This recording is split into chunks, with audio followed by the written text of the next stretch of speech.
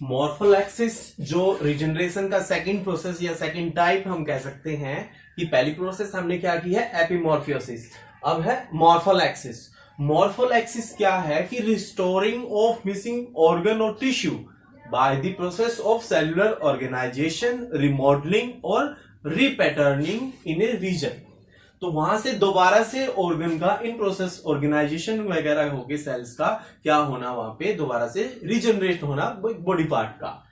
तो cellular organisation का मतलब है कि सेल्स वहां पे दोबारा से मूवमेंट करती हैं और ऑर्गेनाइज होती हैं अपनी पोलैरिटी के लिए। तो एक ये केस देखने को मिलता है हमें हाइड्रा के अंदर। एक हाइड्रा के बॉडी पार्ट क्या क्या होते हैं, एक हाइपोस्टोम रीजन होता है जिसके अंदर माउथ और हेड पार्ट होता है, एक कुछ टेंटेकल्स होती हैं इसके साथ, एक फुट होता है। अब हेड के अंदर एक ग्रेडियंट होता है, हेड एक्टिवेटिंग ग्रेडियंट, और फुट के अंदर फुट एक्टिवेटिंग ग्रेडियंट। जो बोर्ड एक रीजन है मिडल में body column. Body column region होता है जहां सेलुलर ऑर्गेनाइजेशन ज्यादा होता है। हेड और फुट इन दोनों रीजन में कोई सेलुलर ऑर्गेनाइजेशन नहीं होता। और एक जो हाइड्रा है वो सेक्सुअली भी रिप्रोड्यूस कर सकता है और हमारा वो क्या है वेजिटेटिवली भी रिप्रोड्यूस कर सकता है। कि भाई यहां से एक बड निकलती है, वो बड क्या करती है दोबारा से एक न्यू हाइड्रा को डेवलप करती है। अब हेड के अंदर हेड एक्टिवेटिंग ग्रेडियंट और फुट के अंदर हमारा फुट एक्टिवेटिंग ग्रेडियंट। ये दोनों ग्रेडियंट एक दूसरे के इनहिबिटर होते हैं। हेड एक्टिवेट जहां हेड एक्टिवेटिंग ग्रेडियंट होगा वो हमारे फुट एक्टिवेटिंग ग्रेडियंट को एक्सप्रेस नहीं होने देगा, जहां फुट होगा वो हेड एक्टिवेटिंग ग्रेडियंट को नहीं बनने देगा। तो हेड एक्टिवेटिंग ग्रेडियंट ला के देता है हेड को, ठीक है। और हेड की जो एक्सिस होती है ये हमारी डिस्टल, और इसको हम कह सकते हैं ये एपिकल एक्सिस होती है। तो एपिक डिस्टल एक्सिस कौन डेवलप करवाता है, हेड एक्टिवेटिंग ग्रेडियंट, और प्रोक्सिमल एक्सिस कौन डेवलप करवाता है, फुट एक्टिवेटिंग ग्रेडियंट। प्रोक्सिमल बोलो इसको या बेसल एक्सिस बोलो, ठीक है भाई। तो ये था कि मॉर्फोलैक्सिस हमारा। अब कुछ केसेस पढ़ते हैं हम लोग कि हम अब जब ट्रांसप्लांटेशन देखते हैं एक हाइड्रा से दूसरे हाइड्रा के अंदर कुछ हम ट्रांसप्लांट करते हैं तो हमें क्या रिजल्ट्स मिलते हैं। और हम ट्रांसप्लांट किस रीजन में करते हैं, बॉडी कॉलम रीजन में। तो अब देखो केस क्या बनता है यहां से। केस 1, एक हाइड्रा है यहां पे, इस हाइड्रा से क्या किया, हाइड्रा 1 है, इस हाइड्रा 1 के हेड टिश्यू को या हाइपोस्टोम टिश्यू को यहां से इस रीजन को, ये जो रेड से मार्क किया मैंने, इसको दूसरे हाइड्रा में ट्रांसप्लांट किया, सॉरी इस हाइड्रा के अंदर दूसरे हाइड्रा में इसको ट्रांसप्लांट किया बॉडी कॉलम रीजन में। कौन से रीजन में, बॉडी कॉलम रीजन के अंदर, क्योंकि बॉडी कॉलम ही है जो सेलुलर ऑर्गेनाइजेशन करवाता है। तो यहां आउटपुट क्या मिलता है हमें, आउटपुट हमें रिजल्ट्स ये देखने को मिलते हैं कि एक डिस्टल एक्सिस जो है वो यहां डेवलप होती है। इस तरह से शो कर सकते हैं भाई। यहां जो हमने ये पुट किया, यहां से एक हमारा हाइड्रा बनना न्यू स्टार्ट होता है, और जो फर्स्ट एक्सिस वो होगी वो डिस्टल होगी, ठीक है भाई, क्योंकि हेड एक्टिवेटिंग ग्रेडियंट होगा इसके अंदर। अब दूसरा केस ये बनता है हमारा यहाँ पे कि हम जब इस हाइड्रा से फुट रीजन से हम इसमें ट्रांसप्लांट करते हैं। फुट रीजन कौन सा है, ये वाला। इस फुट रीजन से जब यहां इस न्यू हाइड्रा में ट्रांसप्लांट किया जाता है सेलुलर बॉडी के अंदर इसी रीजन में, तो हमें क्या रिजल्ट्स मिलते हैं भाई, हमें इस तरह से रिजल्ट्स मिलते हैं कि जो सेकेंडरी एक्सिस डेवलप होती है यहां वो पहले क्या बनाती है, फुट रीजन बनाती है। तो जो हाइड्रा बनेगा उसकी एक्सिस क्या होगी, प्रोक्सिमल एक्सिस होगी, क्योंकि इस फुट में क्या होगा, फुट एक्टिवेटिंग ग्रेडियंट होगा। तो फुट एक्टिवेटिंग ग्रेडियंट किसको प्रमोट करेगा, हमारा प्रोक्सिमल एक्सिस को। जिस तरह से हेड एक्टिवेटिंग ग्रेडियंट ने डिस्टल एक्सिस को प्रमोट किया था, पहले हेड बना था, यहाँ पहले फुट बनना स्टार्ट होगा। ठीक है भाई, इस तरह से था ये एक केस। अब ये बनता है, ये तो एक दूसरे के हमने क्या देखा कि भाई हमारा हेड एक्टिवेटिंग ग्रेडियंट और हमारा फुट एक्टिवेटिंग ग्रेडियंट एक दूसरे के इनहिबिटर हैं। उस सेलुलर ऑर्गेनाइजेशन में दूसरे रीजन को हमारे को एक्सप्रेस नहीं होने देते। लेकिन अब एक केस में ये बोलूं कि हम क्या करते हैं, एक हाइड्रा से हम यहां फुट एक्टिवेटिंग ग्रेडियंट को, फुट रीजन को और हेड रीजन को दूसरे हाइड्रा में क्या करते हैं, ट्रांसप्लांट करते हैं। जैसे ये है, अब हमने क्या किया, ये न्यू हाइड्रा है जिसमें हमने ट्रांसप्लांट करवाना है। तो एक ग्रेडियंट तो लिया हमने यहां से और दूसरा लिया हमने ट्रांसप्लांटेशन यहां से, दोनों को एक साथ यहां क्या करवाया, बॉडी कॉलम रीजन के अंदर ट्रांसप्लांट किया। तो अब क्या रिजल्ट्स मिलेगा, देखो भाई, एक दोनों के दोनों हमारे ये क्या है, एक दूसरे के, ये क्या था FAG और ये क्या है HAG, हेड एक्टिवेटिंग ग्रेडियंट। ये दोनों एक दूसरे के इनहिबिटर हैं, इसलिए हेड फुट को नहीं डेवलप होने देगा और फुट वाला जो हेड को नहीं डेवलप होने देगा। तो हमें सेकेंडरी एक्सिस यहां नहीं मिलेगी, सिर्फ क्या मिलेगा, यहां पे एक डेवलप होना, एक कंप्लीट डेवलपमेंटल स्टेज नहीं मिलेगी हमें यहाँ पे, क्योंकि इन्होंने दोनों एक्सिस ने आपस में क्या किया है, एक दूसरे को इनहिबिट किया है। ठीक है भाई, ये थर्ड केस था हमारा एक हाइड्रा का ही। एक केस, अब कुछ केसेस और बनते हैं। अब जैसे कि हेड रीजन में अगर हम हेड के ग्रेडियंट को किसी दूसरे हाइड्रा पे ट्रांसप्लांट करते हैं, ठीक है भाई, अब फोर्थ केस है हमारा।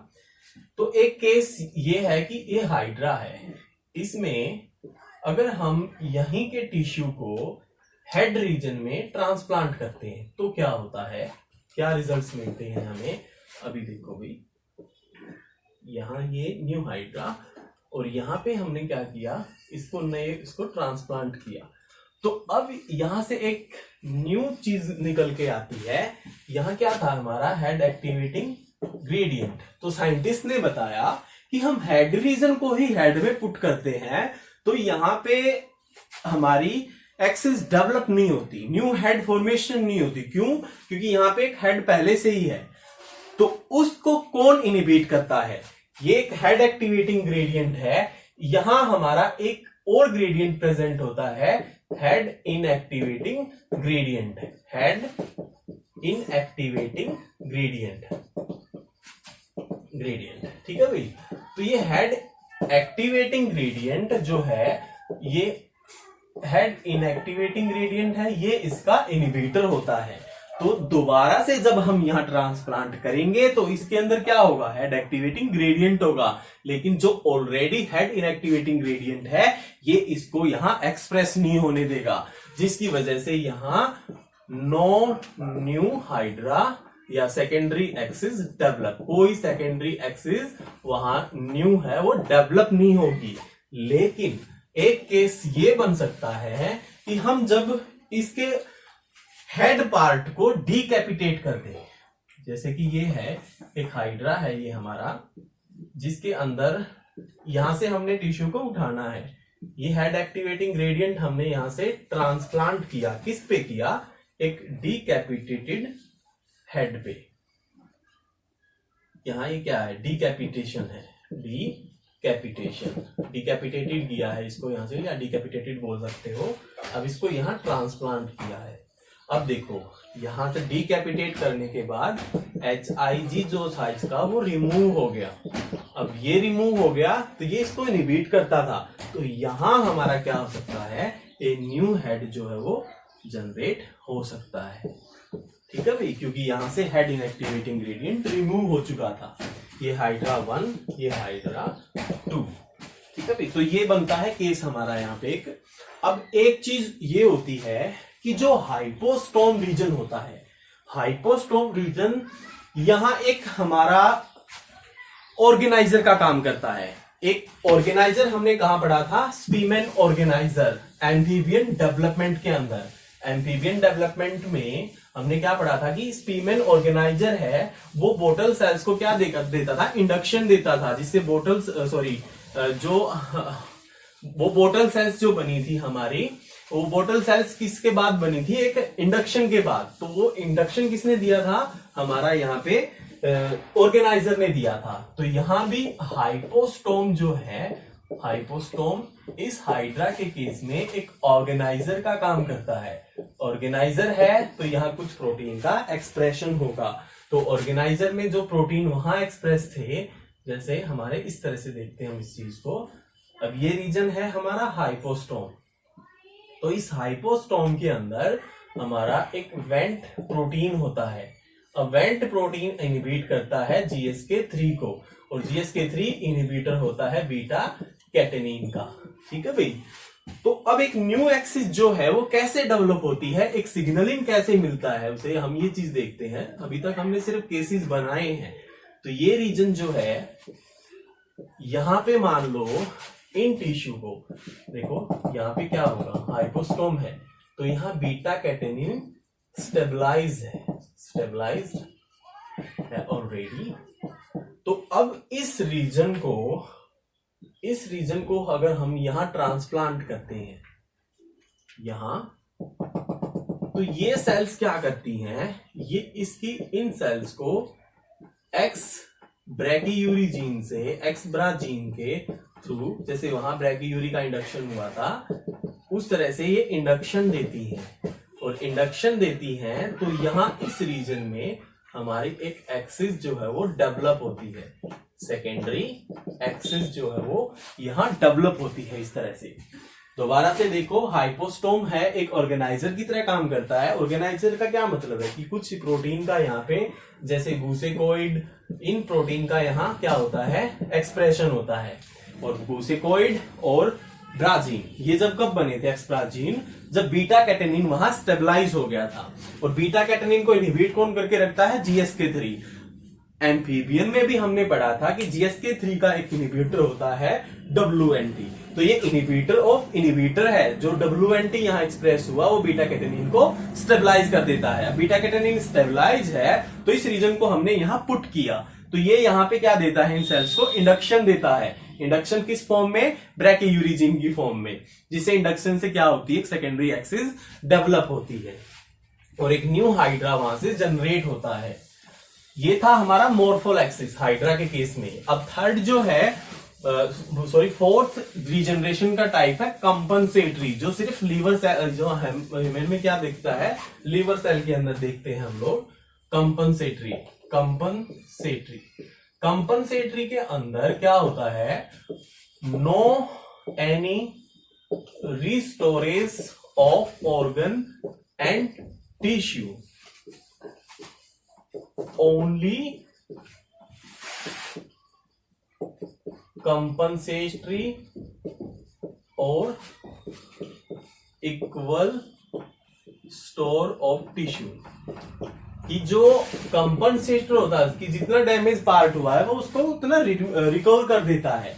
और ये एग्जांपल हम किस चीज में पढ़ते हैं, ह्यूमन लीवर सेल के अंदर, कि लीवर क्या करता है, ह्यूमन लीवर क्या है, एक कंपनसेटरी मैकेनिज्म शो करता है कि लीवर के अंदर जो सेल्स होती हैं हमारी, क्रूफर सेल्स, स्टिलेट सेल्स और हमारी हिपेटोसाइट की सेल्स, तो उनपे डिफरेंट टाइप के रिसेप्टर्स होते हैं।